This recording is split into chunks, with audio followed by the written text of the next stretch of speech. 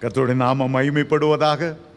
இதுவரையிலும் நாம் கர்த்தர் தேவனுடைய பிள்ளைகளுக்கு கொடுக்கிற பலவிதமான அதிகாரங்களை குறித்து, the authority of a believers, அநேக பேருக்கு தாங்கள் யார், கிறிஸ்துவுக்குள் தாங்கள் யார், தங்களுக்கு கர்த்தர் வைத்திருக்கிற வரங்கள் என்ன, வல்லமை என்ன, அதிகாரம் என்ன என்று அறியாததினாலே அவர்கள் எழும்பி பிரகாசிக்க முடியாமல் இருக்கிறார்கள். ஏசாயா தீர்க்கதரிசி சொன்னார், என் ஜனங்கள் அறியாததினாலே சிறைப்பட்டு போகிறார்கள், சங்காரமாகிறார்கள். அவர்களுக்குள்ள அதிகாரம் தெரியவில்லை.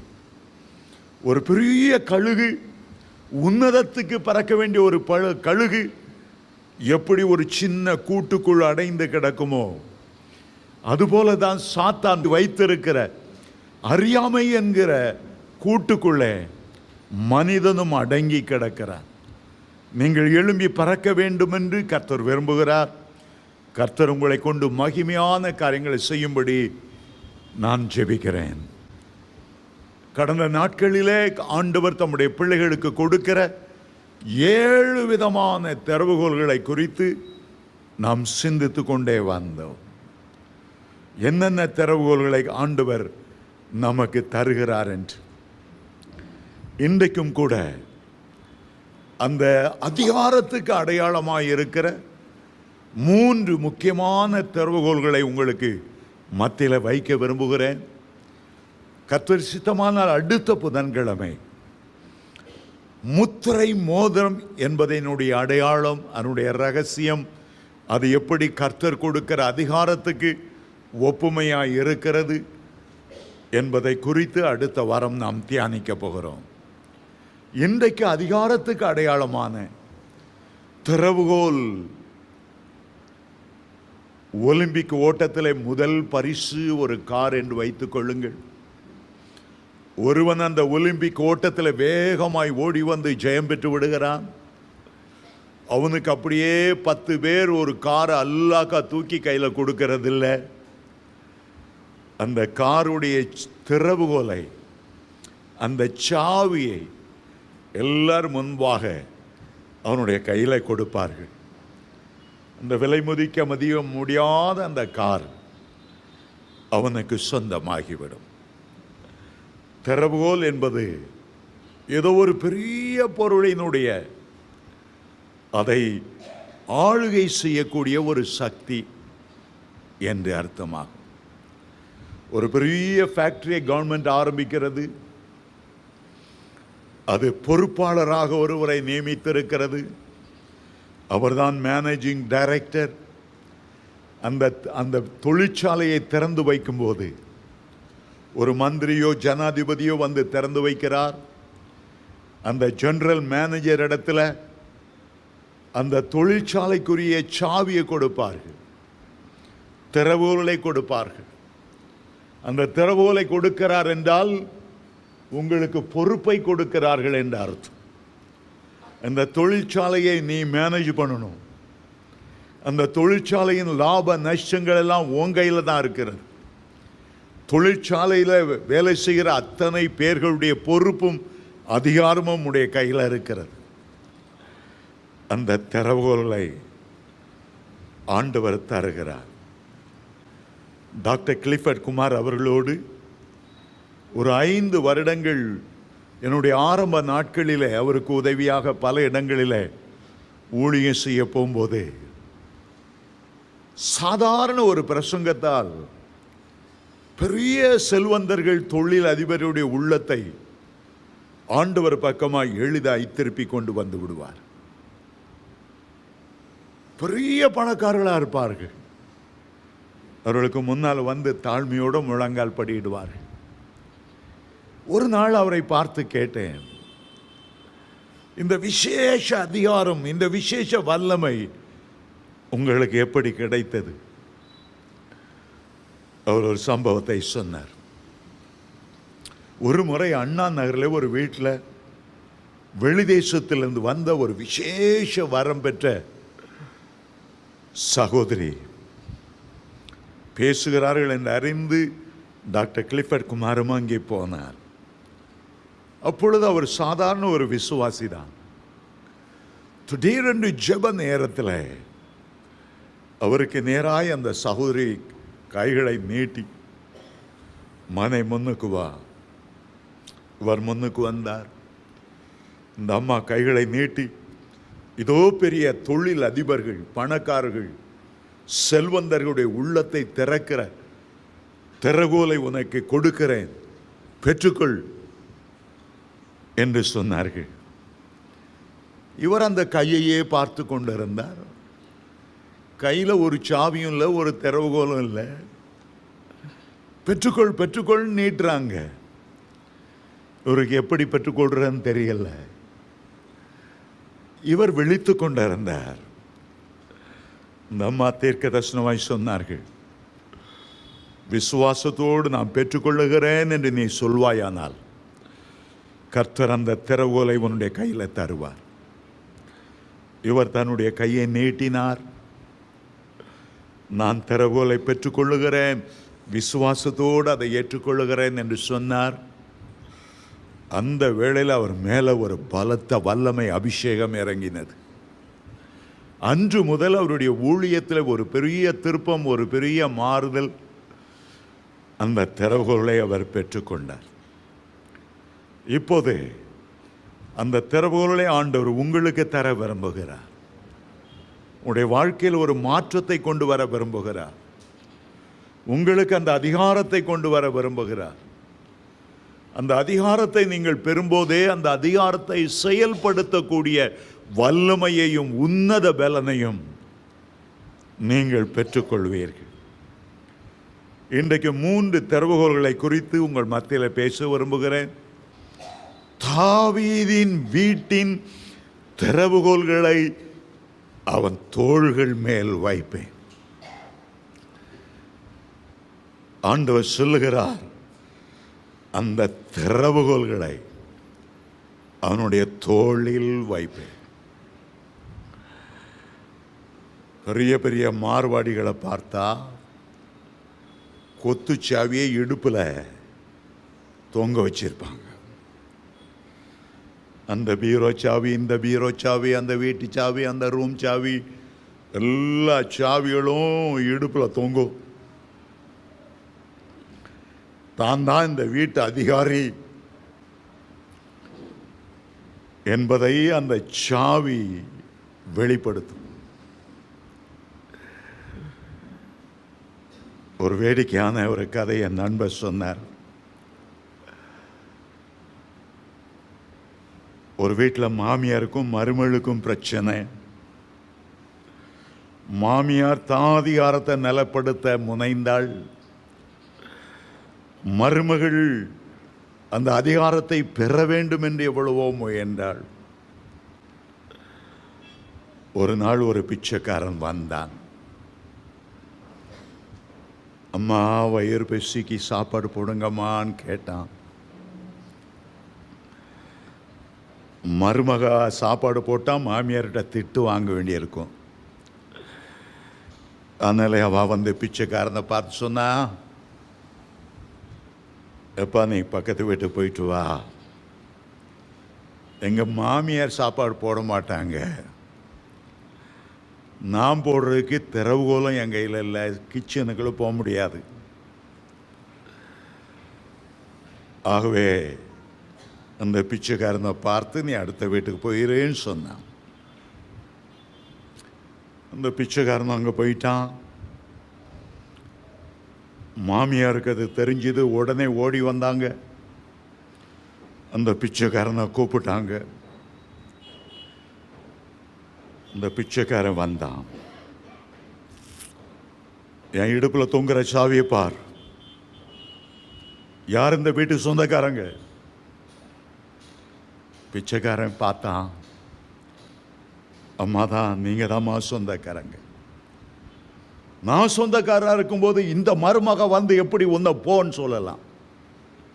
போன்னு சொல்றதுக்கு அவளுக்கு என்ன அதிகாரம் இருக்கு? அவ சொல்லி நீ போயிருக்க கூடாது. சரிம்மா, பிச்சை போடுங்க தாயே, நான் தான் இந்த வீட்டு உரிமைக்காரி, நான் சொல்றேன், நீ போ, பிச்சை கிடையாது. என்னவா, அதே வார்த்தையை மறுமுறை சொல்லிடக்கூடாதான், அவளுக்கு அத்தாரிட்டி இல்லையா, கொத்துஷாவி போட்டிருக்கிறனால இவ தான் சொல்லணுமா.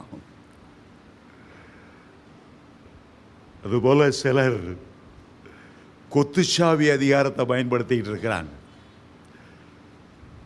ஆண்டவர் சொல்லுகிறார், தாவீதின் வீட்டின் திறவுகளை உன் தோளின் மேல் வைப்பேன். ஏன் தோளின் மேல் வைப்பேன்? பாக்கெட்டில் போடாத, இடுப்பில் கட்டி மார்வாடி போல தொங்க விட்டுட்டு இருக்காத. தோள் என்பது பொறுப்போடு சுமக்கிற ஒரு இடத்தை குறிக்கிறது. கர்த்துவத்துவம் அவர் தோளின் மேல் இருக்கும். அந்த அதிகாரம், அந்த வல்லமை, அந்த முழு பொறுப்பை அவர் தோளிலே தாங்குகிறார். ஆனால் தான் அவர் பேர் கர்த்தர். ஏசாயா 9:6 கர்த்துவத்துவம், அந்த ஆளுகை, பொறுப்பு, அதிகாரம் அவருடைய தோளின் மேல் இருக்கிறது. இஸ்ரவேல் தேசத்தை அரசாண்ட எல்லா ராஜாக்களிலும் சிறந்த ராஜா தாவீது ராஜா. ஆண்டவர் தாவீதோடு உடன்படிக்கை பண்ணி சொன்னார், தலைமுறை தலைமுறையாய் உன்னுடைய பிள்ளைகள் உன்னுடைய சிங்காசனத்தில் வீற்றிருப்பார்கள். தாவீதின் குடும்பத்திலோடு ஆண்டவருடைய உடன்படிக்கை, இயேசு தாவீதின் குமாரனாக இந்த பூமிக்கு வந்தார். அவர் மேல் சகல ஆளுகைகளும் அதிகாரங்களும் வல்லமைகளும் துரைத்தனங்களும் கர்த்தத்துவங்களும் கீழடங்கி இருக்கின்றன. மத்தேயு 1 ஆபிரகாமின் குமாரனாகிய தாவீதின் குமாரனாகிய இயேசு கிறிஸ்துவினுடைய வம்ச வரலாறு. வேதத்தின் கடைசி பக்கத்துக்கு போங்கள். கடைசி அதிகாரம் வெளிப்படுத்தல் 22:16 ஆண்டவர் சொல்லுகிறார், நான் தாவீதின் வேரும் பிரகாசமான வெடிவெள்ளி நட்சத்திரமாய் இருக்கிறேன். வெளிப்படுத்தல் 3 வாருங்கள். 7 சபைகளிலே சர்தை சபையை பார்த்து அவர் எழுதும்போது வெளிப்படுத்தல் 3:7 தாவீதின் திறவுகோல்களை உடையவரான இயேசு கிறிஸ்து என்று ஆண்டவர் அங்கே அறிமுகப்படுத்துகிறார். ஆண்டவர் தாவீதோடு கூட ஒரு நிரந்தரமான உடன்படிக்கை, என்றென்றைக்குமான ஒரு உடன்படிக்கை, தலைமுறை தலைமுறையான ஒரு உடன்படிக்கை செய்தார் என்பதை 1 நாளாகமம் 17 நாம் வாசிக்கிறோம். ஒரு நாள் தாவீதை பார்க்க நாத்தான் என்ற ஒரு தீர்க்கதரிசி வந்தான். தாவீது அவனோடு மனம் திறந்து பேசினார். தாவீது ராஜா சொன்னார், பாரும் தீர்க்கதரிசி, நான் இந்த கேதுரு மரங்கள் அடங்கிய அழகான அரண்மனையில் நான் வாசம் பண்ணுகிறேன். ஆனால் என் ஆண்டவருக்கு என்று ஒரு ஆலயம் இல்லை. அவருடைய உடன்படிக்கை பற்றி அவருடைய ஆசரிப்பு கூடாரம் வெறும் திரைகளுக்கு கீழாயிருக்கிறது. நான் ஆண்டவருக்கென்று ஒரு பொருத்தனை பண்ணினேன். என்னை தாழ்விலிருந்து நினைத்த உயர்த்தின ஆடுகள் மேய்த்த எனக்கு ஜாதிகளையும் ஜனங்களையும் சொந்தமாக்கி சத்துருக்களை கீழ்ப்படுத்தி என்னை ராஜாவாய் அபிஷேகம் பண்ணினவருக்கு ஒரு ஆலயம் கட்டும்படி நான் பொருத்தனை பண்ணினேன். அதற்காக நான் எவ்வளவோ பொன்னையும் வெள்ளியையும் கேதுரு மரங்களையும் நிறைய சவதரித்து வைத்தேன். ஆண்டவருக்கு நான் ஒரு ஆலயத்தை கட்டணும். ஆண்டவருக்கு நான் ஒரு ஆலயத்தை கட்டணும். நாத்தான் தீர்க்கதரிசி சொன்னார், ராஜாவே, கர்த்தருமை ஆசீர்வதித்திருக்கிறார். உம்முடைய இருதயத்தில் உள்ளதுபடியெல்லாம் நீர் அதை செய்யும் என்று சந்தோஷமாய் சொல்லிவிட்டு நாத்தான் புறப்பட்டு போனார். கொஞ்ச தூரம் போன உடனே கர்த்தருடைய ஆவியானவர் நாத்தான் தீர்க்கதரிசி மேல் வந்தார். அந்த தீர்க்கதரிசி திரும்பி வந்து சொன்னார், தாவீதே, உன் கைகளில் நீ எவ்வளவோ யுத்தங்கள் செய்து உன்னுடைய பட்டயத்தினால் ஆயிரக்கணக்கான மக்களை நீ வெற்றி சிறந்தாய்.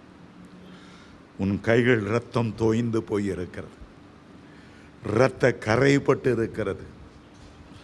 இந்த இரத்த கரைப்பட்ட உன்னுடைய கைகளை கொண்டு ஒரு ஆலயத்தை நீ கட்ட வேண்டாம்.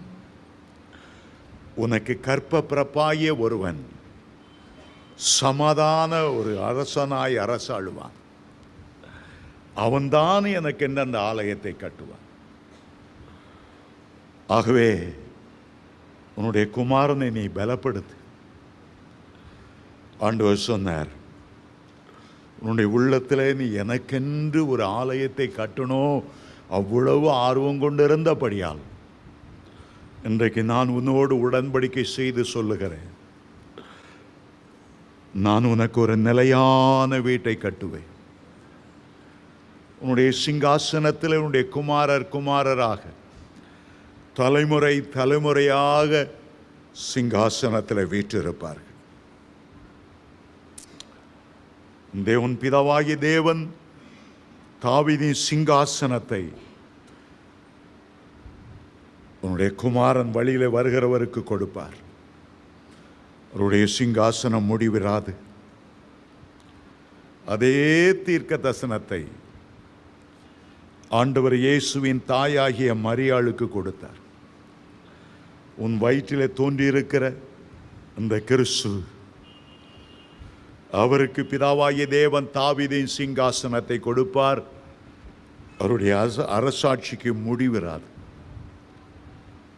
பாருங்கள், தாவீது ஆண்டவருக்கு ஒரு ஆலயத்தை கட்டுவேன் என்று உள்ளத்தின் ஆழத்திலிருந்து மகிழ்ச்சியோடு சொன்னபோது, ஆலயத்தின் மேல் அவ்வளவு வாஞ்சியும் தாகமாயிருந்த போது, அந்த ஒரு வாஞ்சியை கண்டு ஆண்டவர் தாவீதின் சந்ததி ஆசீர்வதித்தார். அநேக வேதனை நிறைந்த மக்கள், பிசாசின் பிடியில் உள்ளவர்கள், கண் தெரியாத குருடரெல்லாம் இயேசுவை அழைக்கும் போது, தாவீதின் குமாரனே எங்களுக்கு இறங்கும், தாவீதின் குமாரனே நாங்கள் பார்வையடையணும், தாவீதின் குமாரனே எங்களுடைய வியாதிகள் நீங்கி நாங்கள் சுஸ்தமாகணும், தாவீதை முன் வைத்து தங்களுடைய வேண்டுதல்களை இயேசுவுக்கு தெரியப்படுத்தினார்கள். ஆண்டவர் ஒவ்வொருவருடைய வேண்டுதலையும் அவர்களுக்கு அருளை செய்தார். ஆண்டவர் தாவீதின் குமாரன் என்று அழைக்கப்பட்டார். அப்படியே தாவீது விரும்பினபடியே சாலமோனை ஆண்டவர் எழுப்பினார். அவருடைய நாட்களில் யுத்தம் ஓய்ந்து சமாதானமாய் இருந்தது. சாலமோன் ஒரு யுத்தம் கூட செய்யவில்லை. தேசம் இளைப்பாறிக் கொண்டிருந்த காலத்தில் கர்த்தருக்கென்று ஒரு மகிமையான ஆலயத்தை கட்டினார். அந்த ஆலய பிரதிஷ்டையை சாலமோன் நின்று ஜெபம் பண்ணி அந்த ஆலயத்தை பிரதிஷ்டை செய்த போது மகிமை மேகங்கள் இறங்கி வந்தது. தேவனுடைய மகிமை ஆலயத்தை மூடினது.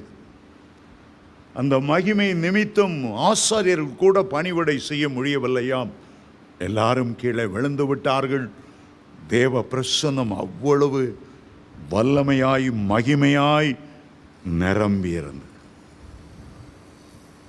ஆசரிப்பு கூடாரத்தை தேவனுடைய வார்த்தையின்படியே மோசே செய்த போது ஆசரிப்பு கூடாரத்தை ஒரு மகிமை மூடினது என்று யாத்ராமம் 40:34 வாசிக்கிறோம்.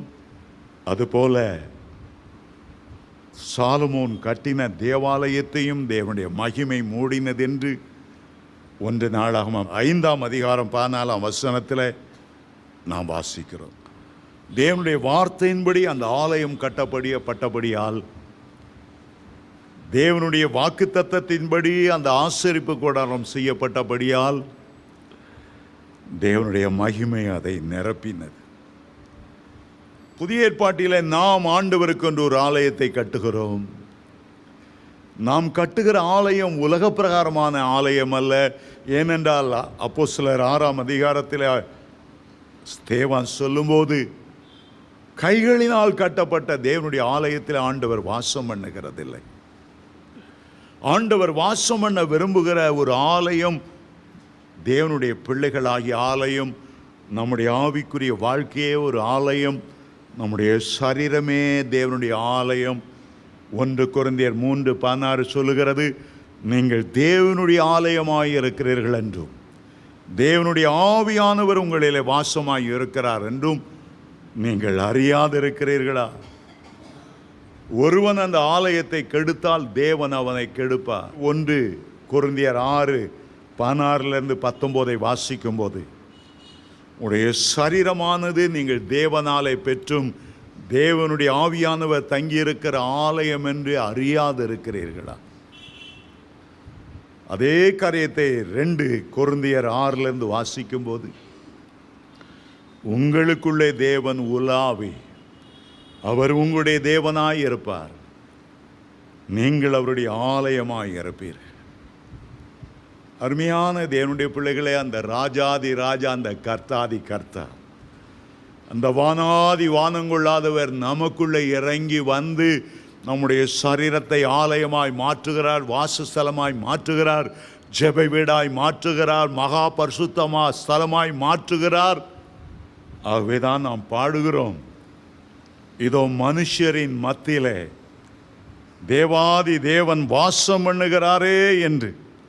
நமக்குள்ளே கர்த்தருடைய ஆவியானவர் வாசம் பண்ணுகிறார். நாம் அவருடைய ஆலயமாய் இருக்கிறோம். நம்முடைய ஆலயத்தை நாம் பரிசுத்தமாய் பாதுகாத்து கொள்ள வேண்டியது அவசியம். அப்போஸ்தலர் தீர்க்கதரிசிகள் என்கிறவர்களுடைய அஸ்திவாரத்தின் மேல் நாம் ஒரு ஆலயமாய், ஒரு மாளிகையாய் கட்டி எழுப்புகிறோம். இங்கே தேவனுடைய மகிமை இறங்கி வருகிறது. தேவனுடைய பிள்ளைகளே, எப்பொழுது உங்களை ஒரு ஆலயமாய் கர்த்தருக்கென்று ஒப்பு கொடுக்கிறீர்களோ, பரிசுத்த ஸ்தலமாய் ஒப்பு கொடுக்கிறீர்களோ, அப்போது தாவீதோடு உடன்படிக்கை பண்ணின ஆண்டவர் உங்களோடும் உடன்படிக்கை பண்ணுவார். உனக்கு ஒரு நிலையான வீட்டை உனக்கு கட்டுவேன். நான் போய் உங்களுக்காக ஒரு வாசஸ்தலத்தை நான் கட்டி எழுப்புவேன். நான் இருக்கிற இடத்துல நீங்களும் இருக்கும்படி கொஞ்ச காலம் நம்முடைய சரீரத்தை ஆண்டவருடைய ஆலயமாய் நாம் ஒப்பு கொடுக்கும் போது என்றென்றைக்குமாய் அவர் தங்கி இருக்கிற அந்த இடத்துல நாம் வாசம் பண்ணும்படி ஆண்டவர் நமக்கு கிருபை பாராட்டுவார். இன்றைக்கு ஆண்டவர் சொல்லுகிறார், என் மகனே, என் மகளே, தாவீதின் வீட்டின் திறவுகோலை உன் தோளின் மேல் வைக்கிறேன்.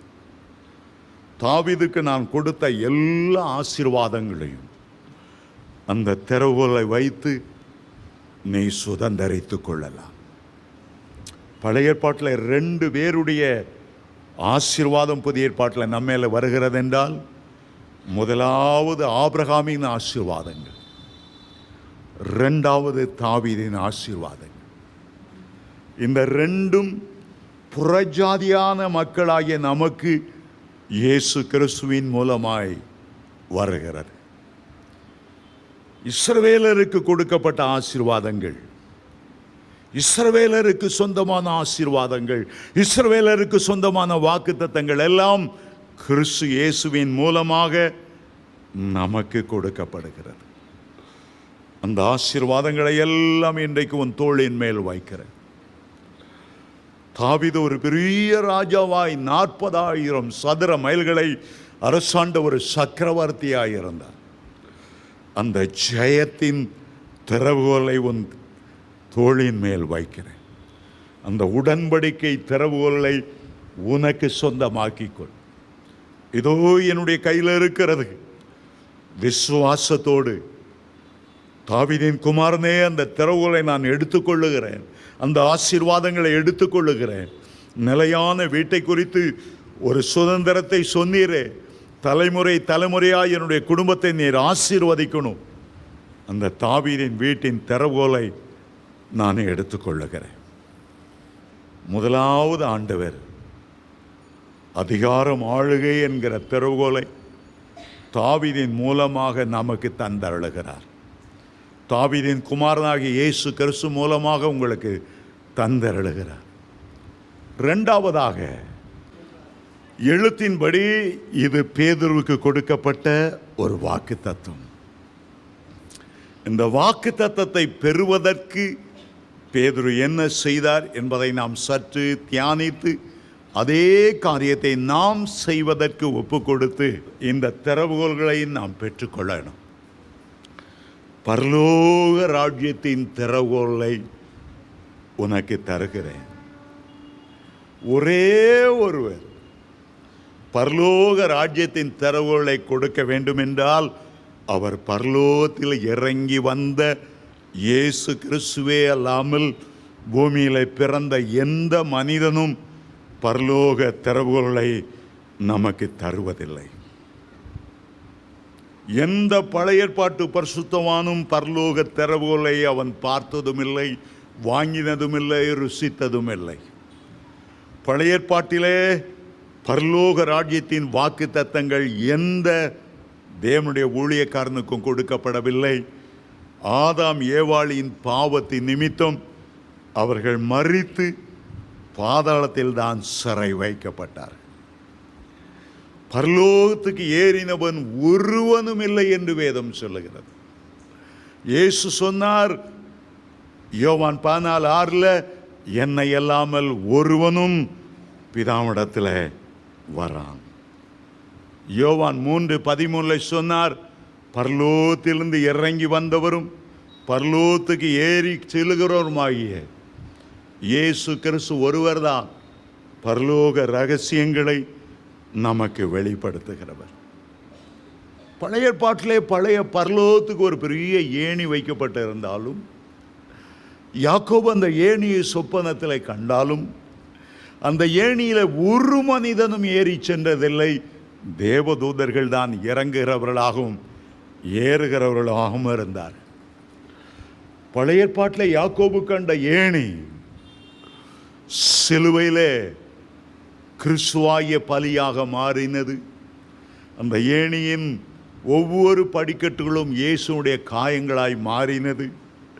அவருடைய இரத்தத்தால் கழுவப்பட்ட தேவனுடைய பிள்ளைகள் தான் அவருடைய சரீர பலியின் நிமித்தம் பரலோகத்துக்கு ஏறி வர முடியும். அருமையான தேவனுடைய பிள்ளைகளே, இயேசு உயிர்த்தெழும் போதுதான் பரலோக வாசல்கள் திறக்கப்பட்டன. காலாகாலங்களாய் அவைகள் அடைக்கப்பட்டு இருந்தன. ஆதாம் செய்த பாவத்தின் நிமித்தம் எந்த மனுஷனும் பரலோகத்துக்கு ஏறி செல்ல முடியவில்லை.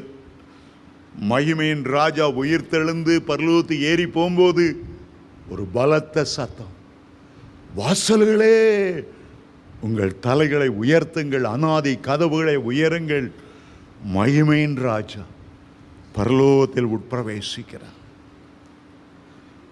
அவர்தான் பரலோகத்தின் திறவுகோல்களை நம்முடைய கரங்களை தருகிறவர்.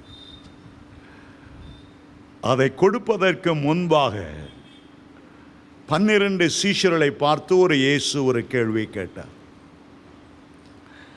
நான் யார் என்று ஜனங்கள் சொல்லுகிறார்கள். முதல் கேள்வி அந்த கேள்வி, நான் யார் என்று ஜனங்கள் சொல்லுகிறார்கள். ஒருவர் சொன்னார், நீர் எலியா, நீர் எரேமியா, நீர் தீர்க்கதரிசி. ஒவ்வொருவரும் நீர் யோவான் ஸ்நானன், ஒவ்வொருவரும் ஒவ்வொரு பதிலை சொல்லிக்கொண்டே இருந்தார். இரண்டாவது கேள்வி ஆண்டவர் கேட்டார், நான் யார் என்று நீங்கள் சொல்லுகிறீர்கள். முதல் கேள்வி நான் யார் என்று ஜனங்கள் சொல்லுகிறார்கள். இப்பொழுது ஸ்ட்ரைட்டா அந்த கேள்வி வருகிறது, நான் யார் என்று நீங்கள் சொல்லுகிறீர்கள். ஒருவருக்கும் சரியாய் பதில் சொல்ல தெரியவில்லை. பேதுரு பரலோக பிதாவினுடைய வெளிப்பாட்டினாலே, வெளிச்சத்தினாலே, த ரெவலேஷன் கிஃப்ட்ஸ்னாலே அவர் சொன்னார், நீ ஜீவனுள்ள தேவனுடைய குமாரனாகிய கிறிஸ்து. கரெக்டா சொன்னார். 100க்கு 100 மார்க். ஆண்டவருக்கு பெரிய சந்தோஷம். பேதுருவே, மாம்சமும் இரத்தமும் இதை உனக்கு வெளிப்படுத்தவில்லை, பரலோக பிதாவே இதை உனக்கு வெளிப்படுத்தினார் என்று சொல்லிவிட்டு, இந்த கல்லின் மேல் என் சபையை கட்டுவேன். இந்த இடத்துல கல் என்று சொல்லுவது இந்த தெய்வீக வெளிப்பாடு. ஜீவனுள்ள தேவனுடைய குமாரனாகிய கிறிஸ்து என்று நீ சொன்னாயே, அந்த வெளிப்பாட்டின் மேல்தான் என்னுடைய சபையை நான் கட்டுவேன். ஜீவனுள்ள தேவனுடைய குமாரனாகிய கிறிஸ்து, அந்த வெளிப்பாடு உனக்கு இருக்கும் என்றால் பாதாளத்தின் வாசல்கள் உன்னை மேற்கொள்ளுவதில்லை.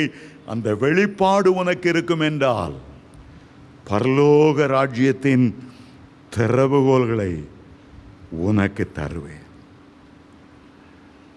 ஒவ்வொரு நாளும் ஆண்டவரை நீங்க துதிக்கும் போது பல விதங்களிலே நீங்கள் துதித்திருந்தாலும், விசேஷமாக இயேசுவே நீ ஜீவனுள்ள தேவனுடைய குமாரனாகிய கிறிஸ்து, ஜீசஸ் நீர்தான் தேவ குமாரனாகிய கிறிஸ்து, பிதாவிடத்திலிருந்து அனுப்பப்பட்ட கிறிஸ்து, ஜனங்களுக்கு அபிஷேகத்தை கொண்டு வருகிற அபிஷேகநாதர் நீர் கிறிஸ்து.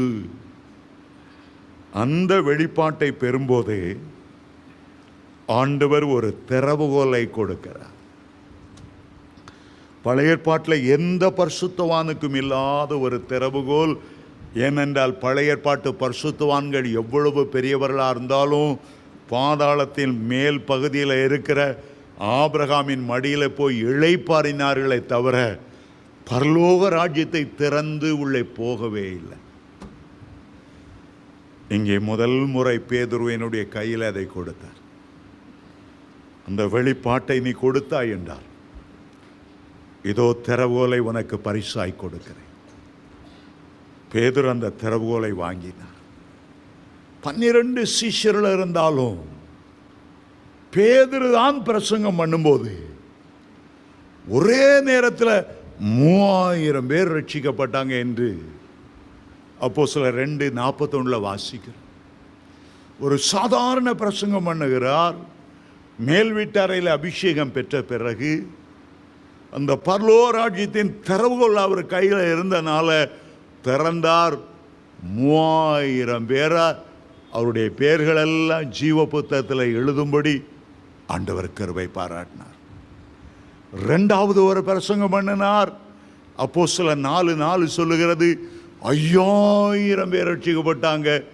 அவங்களுடைய பெயர்களெல்லாம் ஜீவ புத்தகத்தில் எழுதப்பட்டது. 3ஆம் முறை ஒரு பிரசங்கம் பண்ணினார். 3000 5000 என்று தொகை எண்ணப்பட முடியல. திரளான ஜனங்கள் தங்களை ஒப்பு கொடுத்தார்கள். ஒரு பிரசங்கத்து மூலம் 3000 5000 திரளான ஜனங்கள்னா, ஒரு நேரம் வந்தது, யோவான் பரலோகத்தை பார்க்கிறார்.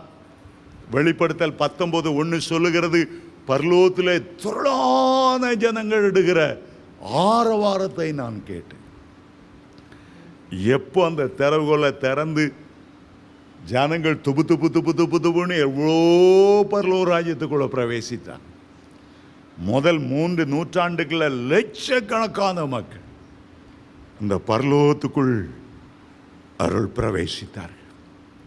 அருமையான தேவனுடைய பிள்ளைகளை, இந்த கடைசி காலத்தில் கர்த்தர் இந்த அபிஷேகத்தை ஊற்றி அவருடைய வருகைக்காய் ஆயத்தம் அழுகிற நேரத்தில் நாம் எவ்வளவாய் பரலோக ராஜ்யத்தின் திறவுகளை உபயோகப்படுத்தணும், எவ்வளவாய் ஜனங்களை கர்த்தரண்டை வழி நடத்தணும்.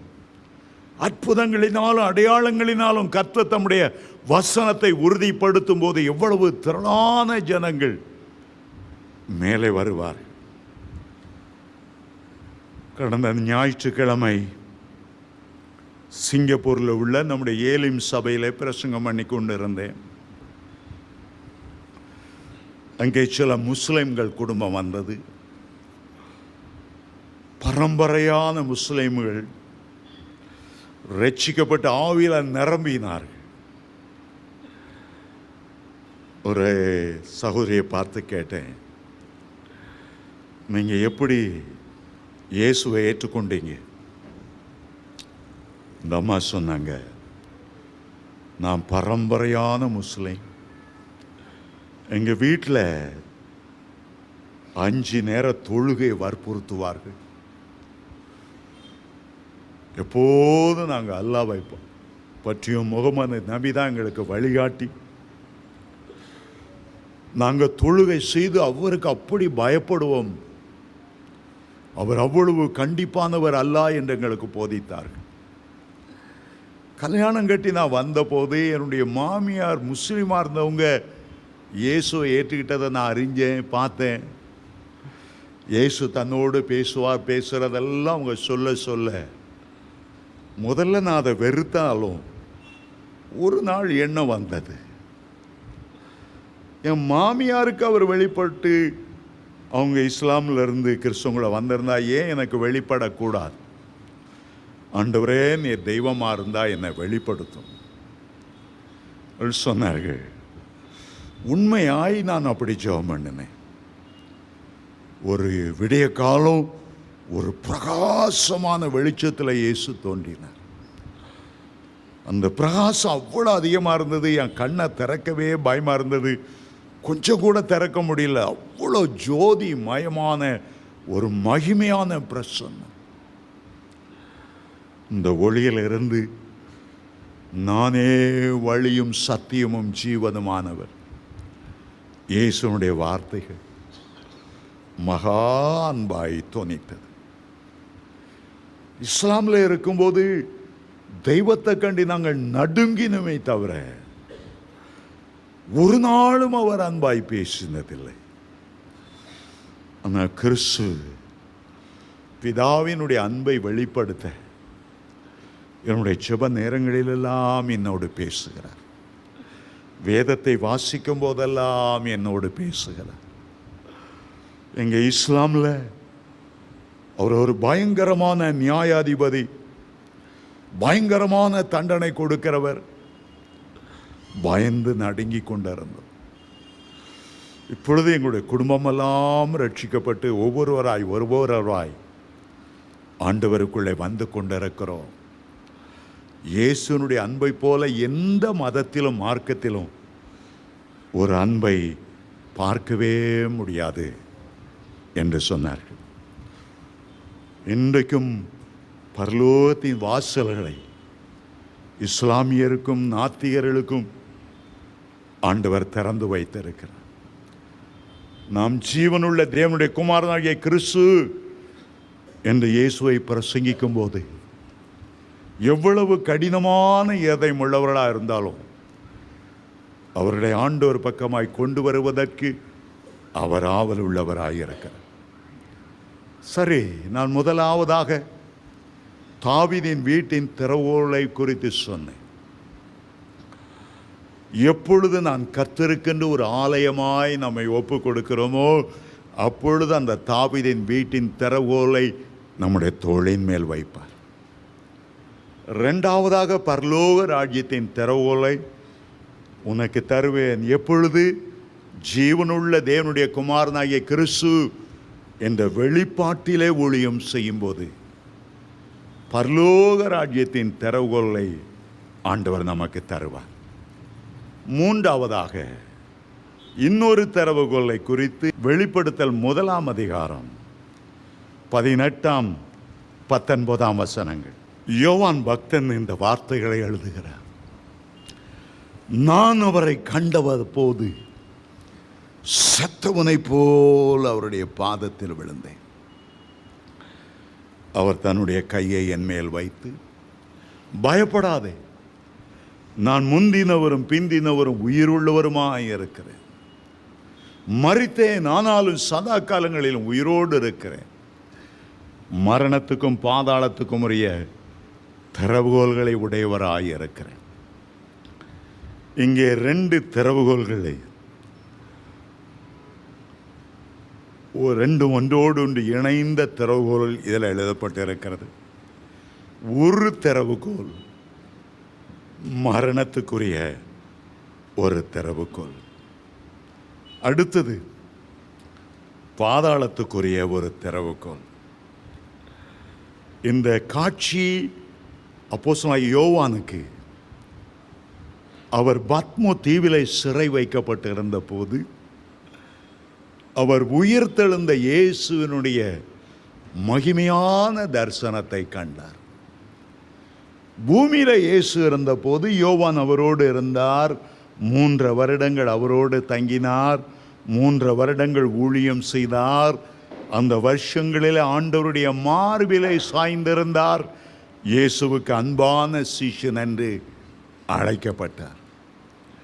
அந்த இயேசுவை கண்டு அவர் ஒரு நாளும் பயந்ததில்லை. மாம்சத்தில் வெளிப்பட்ட இயேசு, மாம்ச சரீரமுள்ள இயேசு அவர். ஆனால் இப்பொழுது இயேசுவை அவருடைய உயிர்த்தெழுந்த மகிமையோடு பார்க்கிறார்.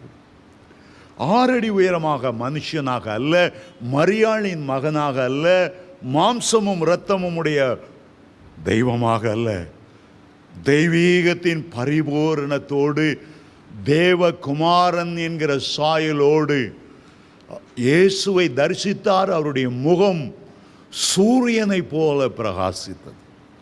தலை உயர்ந்த மழையை போல வெண்மையாயிருந்தது.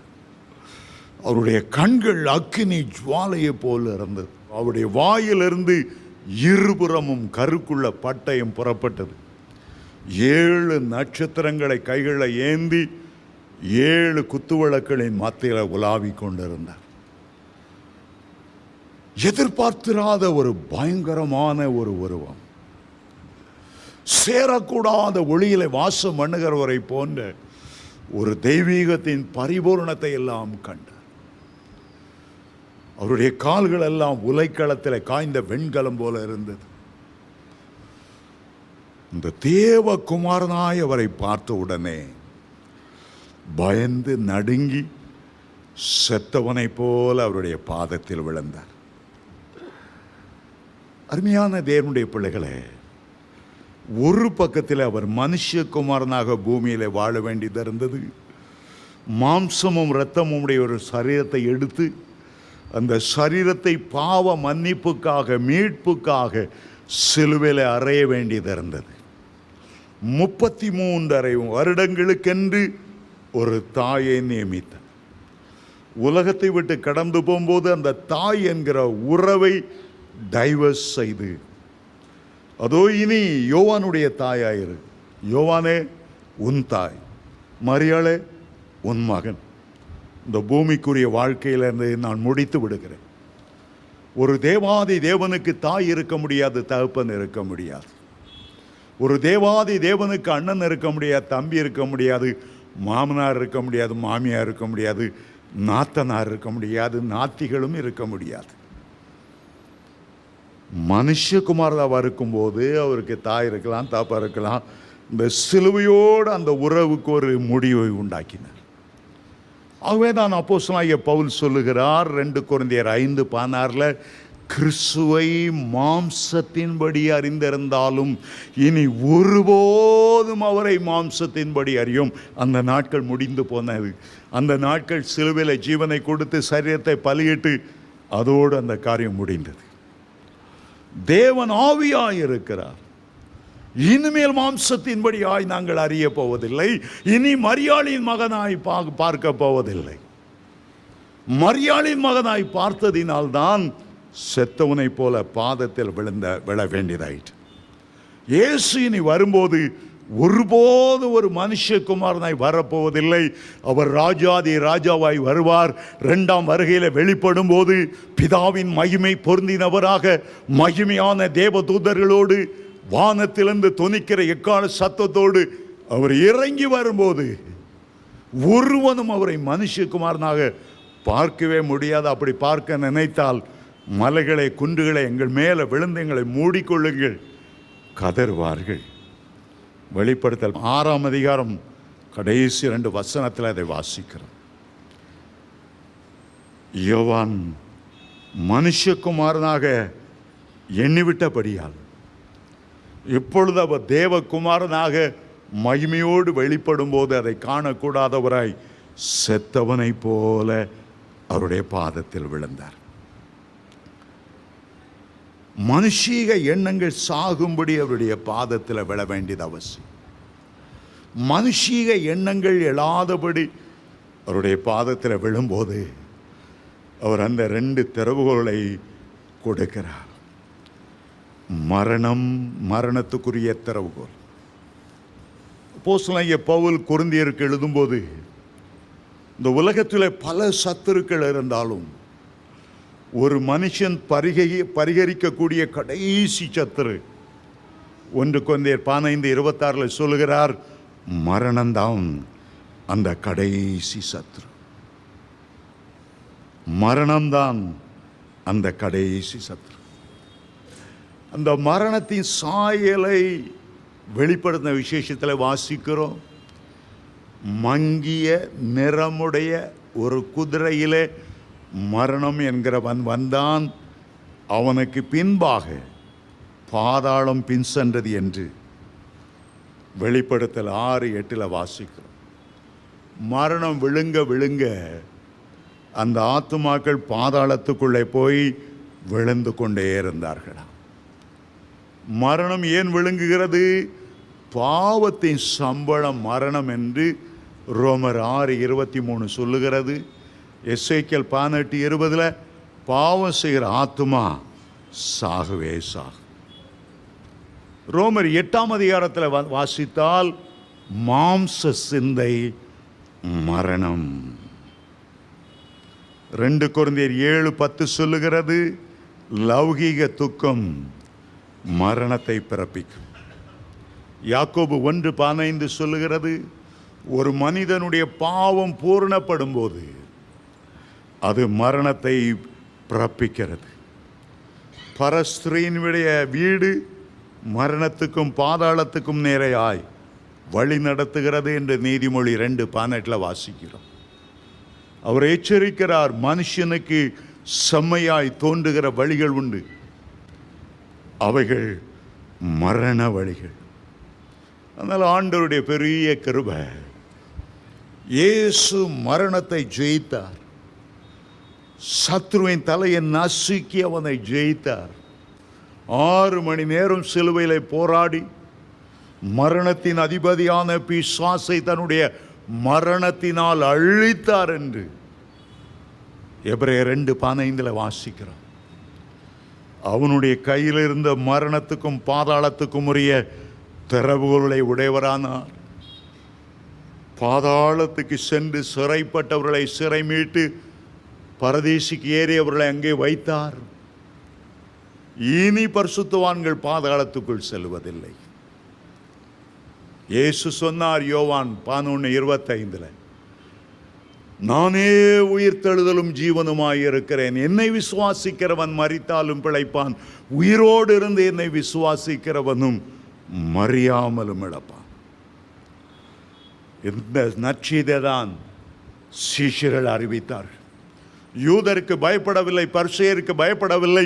திரளான ஜனங்கள் மத்தியில் நின்று அப்போஸ்தலர் 2:32 சொன்னார்கள், இந்த இயேசுவை தேவன் எழுப்பினார், இதற்கு நாங்கள் சாட்சி உள்ளவர்களாக இருக்கிறோம்.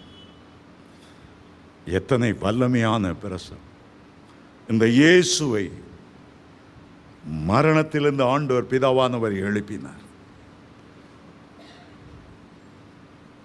அந்த விசுவாசம் இருக்குமானால் மரணத்துக்கு செல்லுகிறவர்களை விடுவிக்கக்கூடிய திறவுகளை ஆண்டவர் உங்களுக்கு தருவார். மரணத்தை ஜெயித்தவர் இயேசு, பாதாளத்தின் வல்லமை முறியடித்தவர் இயேசு, மரணத்தின் அதிபதியான பிசாசை தன்னுடைய மரணத்தினாலே வீழ்ச்சியடைய செய்தவர் இயேசு. விசுவாசிப்பீர்கள் என்றால் பாதாளத்துக்கும் மரணத்துக்கும் செல்லுகிறவர்களை விடுவிக்கக்கூடிய திறவுகளை ஆண்டவர் கொடுக்கிறார். நீதிமொழி 24:11 சொல்லுகிறார், கூடுமானால் மரணத்துக்கு நியமிக்கப்பட்டவர்களை நீ விடுவி. எத்தனையோ மக்கள் மரண கட்டினால கட்டப்பட்டு இருக்கிறார்கள். செய்வினை வல்லமைகள் அவனை மரணத்துக்கு நேராக இழுத்து கொண்டு போகிறது. ஆனால் நீ அதை அனுமதிக்க கூடாது. இயேசுவின் நாமத்தில் மரணத்தை ஜெயித்த இயேசுவின் நாமத்தில் மரண கட்டுக்குள்ளே சிக்கி இருக்கிறவர்களை விடுவிக்கும்படியான வல்லமை ஆண்டவர் உங்களுக்கு தருகிறார். அந்த வல்லமை எடுத்துக்கொண்டபடினால் தான் மரித்து போன தொற்காலை பேதுரு உயிரோடு எழுப்ப காரணம் என்ன? 3ஆம் மாடியிலிருந்து கீழே விழுந்து மரித்த ஐத்திகவை அப்போஸ்தலனாகிய பவுல் சென்று எழுப்ப காரணம் என்ன? மரணத்துக்குரிய திறவுகோலை ஆண்டவர் எங்களுடைய கைகளில் தந்திருக்கிறார். ஹல்லேலூயா, ஹல்லேலூயா. நாங்கள் மரணத்துக்கு பயப்படுவதில்லை. மரணம் எங்களுடைய ஆத்தும நேசரோடு எங்களை இணைத்து விடுகிற ஒரு அருமையான பாலமாய் இருக்கிறது. மரண நேரத்தில் பரலோக ராஜ்யத்தை காண்போம். இன்றைக்கு பூமியிலிருந்து பரலோக ராஜ்யத்தின் திறவுகளை திறந்து அநேகர ரட்சிப்புகளை நடத்துகிறோம். ஆனால் ஒரு நாள் அந்த பரலோகத்தில் பிரவேசிக்கும் போது, அந்த மகிமையான தேசத்தில் ஆண்டவருடைய பொன்முகத்தை பார்க்கும்போது, நமக்காக அவர் அடைந்த காயங்களை முத்தம் செய்யும்போது எத்தனை மகிழ்ச்சி! அந்த திறவுகளை ஆண்டவர் உங்களுடைய கைகளில் தந்திருக்கிறார். நேரம் முடிகிறது, இழந்து நிற்க போகிறோம். இந்த 3 திறவுகோல்களை ஆண்டவர் உங்களுடைய கைகளை இன்றைக்கு கொடுக்கிறார். நீங்கள் விசுவாசத்தோடு அதை பெற்றுக்கொள்ளுங்கள். அப்பொழுதுதான் உங்களுடைய அதிகாரத்தை நீங்கள் செயல்படுத்த முடியும். முதலாவது தாவீதின் வீட்டின் திறவுகோலை உடைய தோளின் மேல் வைக்கிறார். தோள் என்பது அதிகாரத்தை காண்பிக்கிறது, ஆளுகையை காண்பிக்கிறது, கர்த்தத்துவத்தை காண்பிக்கிறது. எப்பொழுது கர்த்தருக்கென்று ஒரு ஆலயத்தை கட்டுவேன், என்னுடைய சரீரத்தை அவருடைய பரிசுத்த ஆலயமாய் ஒப்பு கொடுப்பேன் என்று சொல்லும்போது, தாவீதின் வீட்டின் திறவுகோலை உங்களுக்கு தருவார். 2வது, நீ ஜீவனுள்ள தேவனுடைய குமாரனாகிய கிறிஸ்து என்று அறிக்கையிடும்போது பரலோக ராஜ்யத்தின் திறவுகோலை உங்களுக்கு தருவார். 3வது, மரணத்தை ஜெயித்த இயேசுவை தேவகுமாரனாக ஆவியாய் இருக்கிறவராய் நீங்கள் காணும்போது மரணத்துக்கும் பாதாளத்துக்கும் உரிய திறவுகளை அவர் உங்களுக்கு தருவார். உங்களை உயிர்த்தெழுந்த வல்லமையினால் அவர் உங்களை நிரப்புவார். பாதாளத்தின் வல்லமையை ஜெயிக்கும்படியான கிருபை உங்களுக்கு தருவார். பாதாளத்திலிருந்து எந்த மிருகம் ஏறி வந்தாலும், எந்த பிசாசு இறங்கி வந்தாலும் அவனை வீழ்த்தக்கூடிய அதிகாரத்தை வல்லமை ஆண்டவர் உங்களுக்கு கொடுக்கிறார்.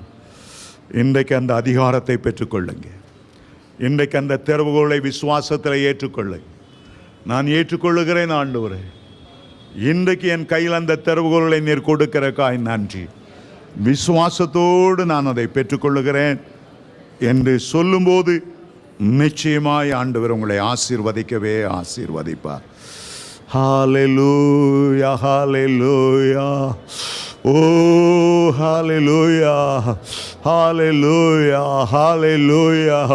உம்முடைய பிள்ளைகளுக்கு தாராளமாக மிகுந்த மகிழ்ச்சியோடு அந்த திறவுகளை கொடுக்கிறக்காய் நன்றி. மனுஷருக்கு இப்படிப்பட்ட அதிகாரத்தை கொடுக்கிறதற்காய் உமக்கு நன்றி. ராஜாதி ராஜாவின் பிள்ளைகளாகிய எங்களை நேசித்து அன்பு கூர்ந்து, என் மகனே தாவீதின் வீட்டின் திறவுகளை உன் தோள்களில் வைக்கிறேன் என்று சொல்லுகிறதற்காக நன்றி. மரணத்துக்கும் பாதாளத்துக்கும் உரிய திறவுகளை ஏந்தி, ஓ அப்படிப்பட்ட கட்டுகளில் இருந்து மக்களை விடுதலையாக்கும்படி உன்னை அபிஷேகம் பண்ணி இருக்கிறேன் என்று சொல்லுகிறதற்காக நன்றி. எல்லா சத்துருடைய கட்டுகளும் முறிந்து விழும்படி கர்த்தர் எங்களுக்காக யாவையும் செய்து முடிக்கிறதற்காக நன்றி. அந்த திறவுகளை தந்திருக்கிறதற்காக உமக்கு நன்றி, உமக்கு நன்றி, உமக்கு நன்றி, உமக்கு நன்றி, உமக்கு நன்றி. இயேசுவின் மூலம் பிதாவே, ஆமென்.